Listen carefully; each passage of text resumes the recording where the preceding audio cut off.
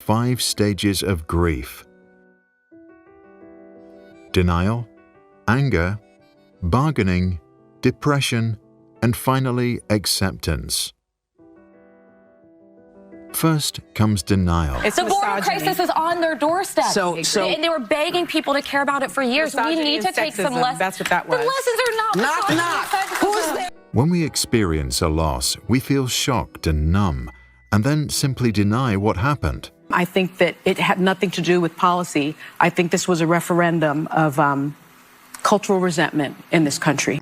The refusal to accept the truth temporarily protects us from all the negative thoughts and consequences of the tragedy. Latinos in Texas, a district that's 97% Latino, went 75 percentage points for Donald Trump. Why? Misogyny. It's on the border. Denial gives us a bit of room to breathe.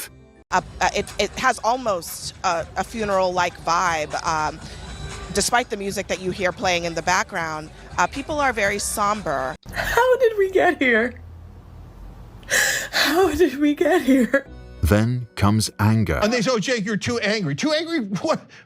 You think, does Donald Trump look like he's kind? Does he look like he's in a good mood? I mean, no, people want some sort of reaction from their politicians. They want them to represent them, to fight for them.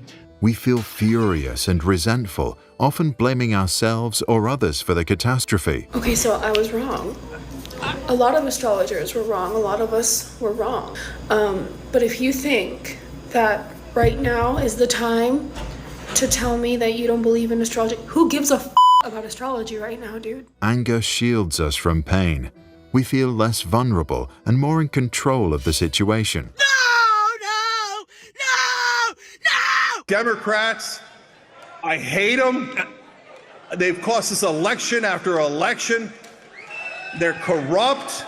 Then there is bargaining. Joe Biden's been a phenomenal president. He's lived up to so many of the promises he's made. There's one promise left that he could fulfill. We try to make promises or seek outside solutions to somehow reverse the irreversible. He could resign the presidency in the next 30 days, make Kamala Harris the president of the United States. It is an attempt to regain control and negotiate the reality of the loss.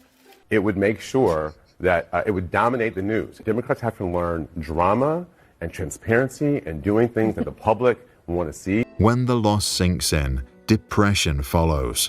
America, how can you do this to us again? What the f? We go through feelings of sadness and despair. I'm struggling myself, and I know there's others that are struggling as well as of the election. We withdraw from others. If you voted for Trump, unfollow me and block me.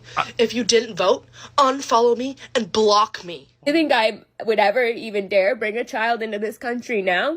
It was rough before. Now?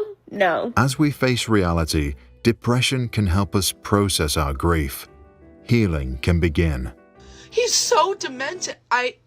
Kamala's not perfect. We all know that. Lastly, there is acceptance.